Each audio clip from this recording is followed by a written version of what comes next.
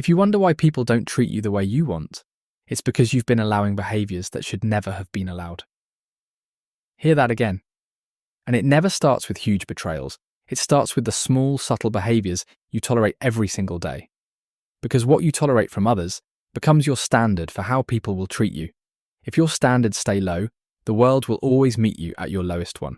So let me guide you through 5 specific behaviours, which are red flags and signs that your standards are being tested and your worth is at risk. By the end of the video, you'll know what to watch for and what you should never tolerate again. Let's start with the easiest one to spot. The first behaviour you must never tolerate is disrespect for your time. Your time is your only non-renewable asset. Once a minute is gone, it's gone forever. You will never get it back. If someone is constantly late, please do not overlook this. Do not just accept it. Look, when someone is late, this is not a problem with traffic or bad organisation. If they truly cared, they would organise their time better. They would get ready sooner. They would make sure they were there. By acting this way, they are telling you they believe that their time is precious, but yours is free. Their plans are important, but yours can wait. When you allow someone to constantly disrespect your time, it ruins your standards. It tricks your brain into thinking your own life isn't important enough. You feel that burning frustration inside, but you stay silent. And what does that person learn? They learn that you will always be waiting. They learn they can disrespect you and you will still be there. Once you accept this, it becomes a pattern in your work, your friendships, and your relationships. Every minute you allow your time to be devalued, it teaches people exactly how little they need to care about you. If you have to beg someone to be punctual, or if you are constantly adjusting your entire life to fit their chaos, it means your standards have dropped. If you don't know what to do with your time, you will always fit into someone else's plan for you. So please stop being a waiting room for people who don't even have you on their calendar.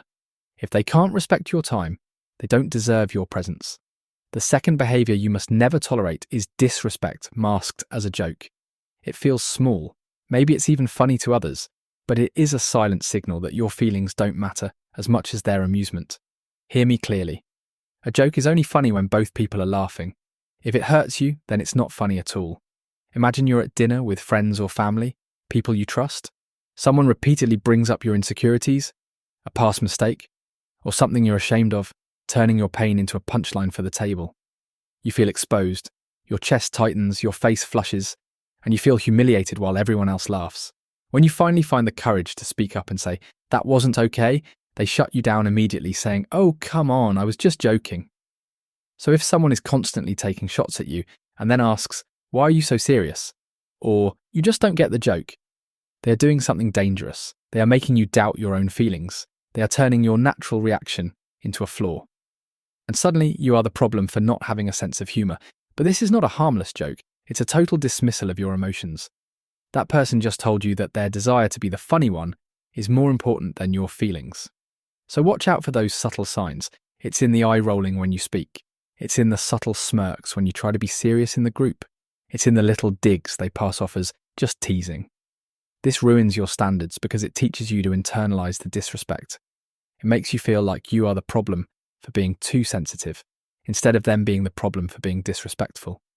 If you have friends who take these subtle jabs at you, remember that a real friend protects you in public and corrects you in private. If someone uses your discomfort to keep the room entertained, they don't deserve a place in your life. The third behaviour you should never tolerate is when people try to negotiate your boundaries. Understand that when you say no, you are setting a personal limit. You are protecting your time, your energy, your money, or even your heart. A person who respects you will accept that limit without question. But when someone responds to your no with a but, they are treating your boundaries as optional. It is a subtle, silent message to tell you that your choices don't matter as much as theirs. Imagine you say to a friend, "I won't lend you any more money because you never paid me back." In a healthy friendship, the other person would offer an apology or a solution. But if it's toxic, instead they jump immediately to the past to make you feel guilty. So they might respond saying, "Yeah, but I helped you move house last year, but I need it now," but something else. They are digging into the past to find something to use against you.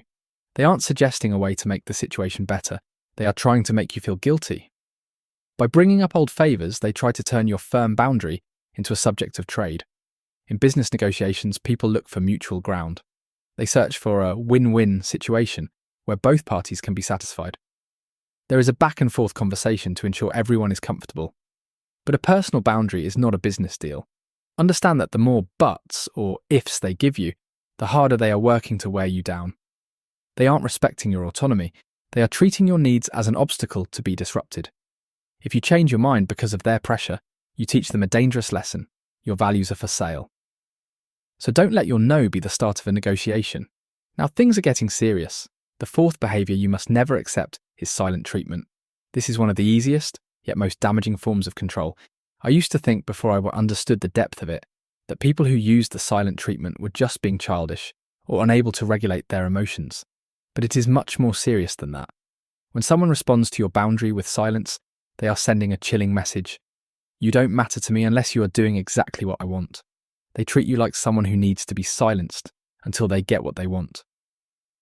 If they couldn't negotiate your no with words, they will use silence as a way to punish you for standing your ground.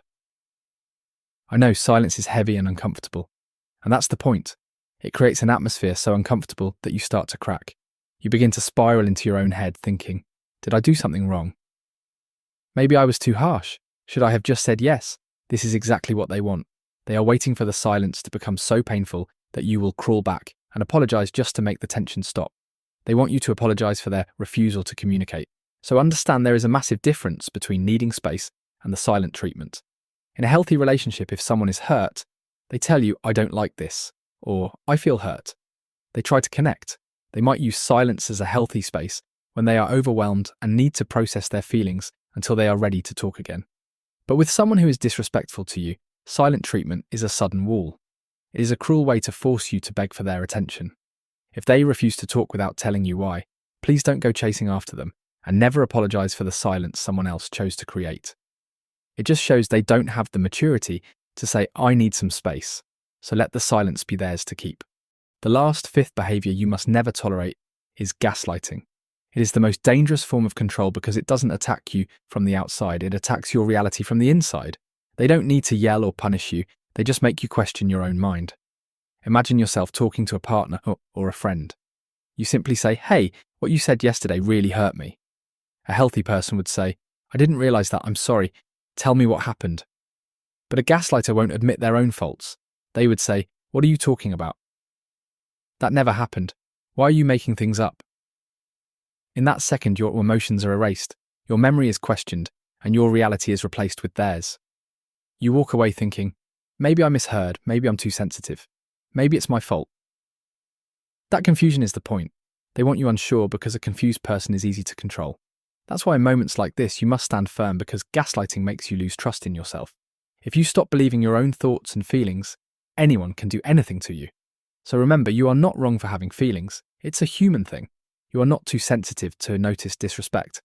And the moment you allow someone to tell you what is true for you, you give them permission to decide what disrespect looks like, and they will always minimize it. So here are 5 simple and common behaviors you should keep in mind and never tolerate. It took me ages to learn these lessons myself, and I don't want you to waste years of your life feeling small, confused, or guilty. I'm sharing this because when you know better, you live better. If this spoke to your heart, don't let the conversation end here. Let me know in the comments, which of these behaviours has been the hardest for you to stand up to?